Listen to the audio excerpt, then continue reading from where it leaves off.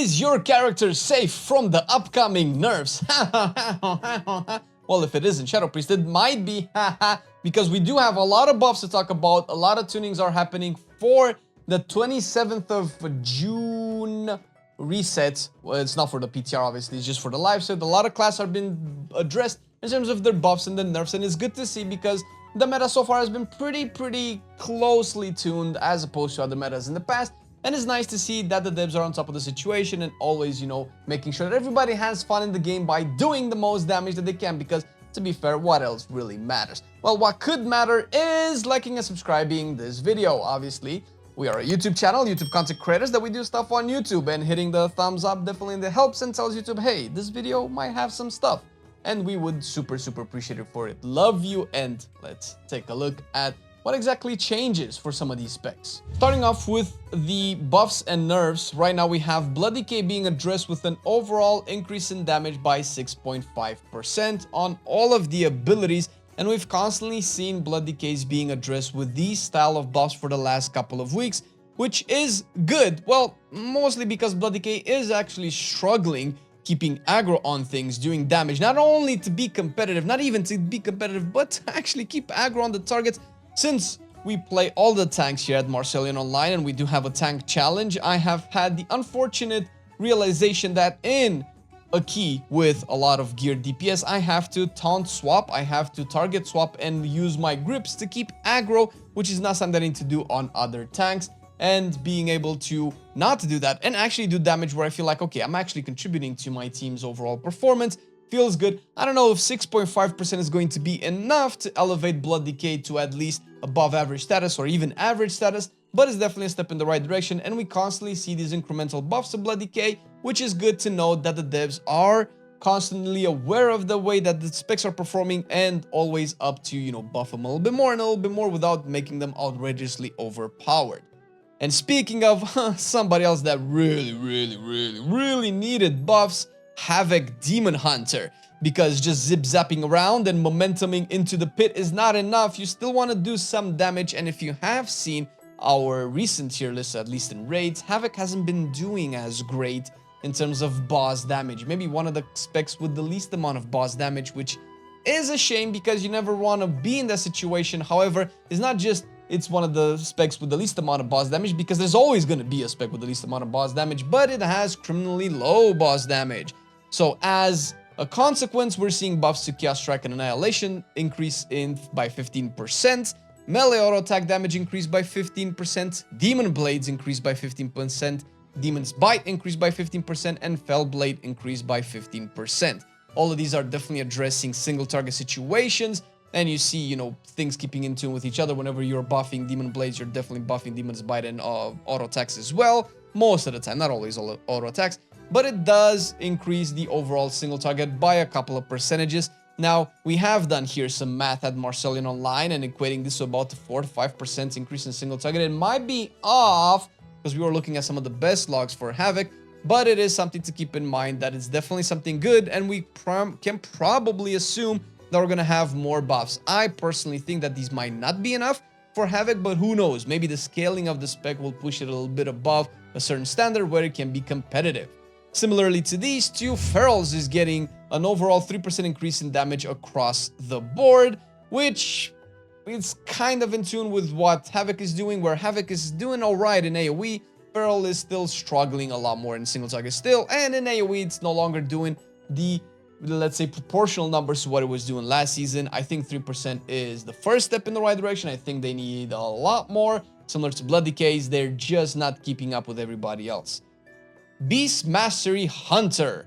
We've seen a drop in Beast Mastery Hunter in terms of performance. Kill shot has been buffed by 10%, which is a good thing. It's giving Beast Mastery more damage. Beast Mastery is still doing a lot better than all the specs that we've seen so far in this article, but it could still use a little bit of oomph.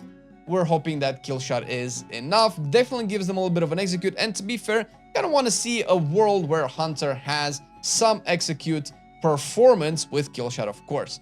Marksmanship has aim shot, kill shot, and rapid fire damage increased by 10%. Kill shot damage increase does not apply to PvP combat, neither does the Beast Mastery one, because Hunters are pretty good in PvP, apparently. Huh, who knows? I don't play PvP. but it is addressing the single target, which, to be fair, is marksmanship actual forte, maybe, in raids. So far, it's been doing really well single target, as opposed to last season. And of course, some of these transfer to AoE as well, because trick shot definitely cleaves that damage, so it's not that bad overall. Hopefully, this is enough to bring marksmanship a little bit above, because I think probably statistically it might be the worst hunter spec at the moment. Not just worst, but pretty low in the overall performance charts. Windwalker, once more, buff to all of the abilities by 3%, similar to Feral, definitely warranted, where Windwalker is doing a little bit better than Feral in AoE, well, probably a lot better than Feral in AoE. It is still struggling in all the other areas, and seeing the 3% increase overall definitely makes me realize that you cannot really put it in the same boat as Feral, I don't think. But it's probably getting the blood decay treatment, where we're seeing 3% now, and if needed, we're probably going to be seeing 2% more next week or something of the nature. Shadow Priest, now a love-hate relationship with the community. Shadow Priest is seeing changes. Whether you like your power infusion to be on you or you hate it that it's not on you, Shadow is definitely a part of the meta. And to be fair, for the longest time, now they're actually doing stuff outside of power infusion, and I am a big proponent for that. But the developers do have some thoughts on Shadow's design. Shadow has been overperforming in AoE environments. We can probably attest to that. We're bringing down some of its source of AoE and increasing the damage of some direct damage to offset this in single target, which is something that probably requires a little bit more looking into. First of all, Mind Blast damage has been increased by 10%. Shadow Word Death damage also increased by 10%. Mind Spike, 10% buff. Mind Spike Insanity, 10% buff. Mind Flay Insanity, 10% buff. Mind Flay Normal, 10% buff. Void Bolt also been buffed by 10%. Void Spike damage from Idol of Yogg-Saron reduced by 35%. Okay, sure, fair enough. And Psychic Link is now nerfed, where it only transfers 25% of the damage onto all other targets as opposed to 30%. Now, the damage that Psychic Link will transfer is part of the damage that's been buffed as well.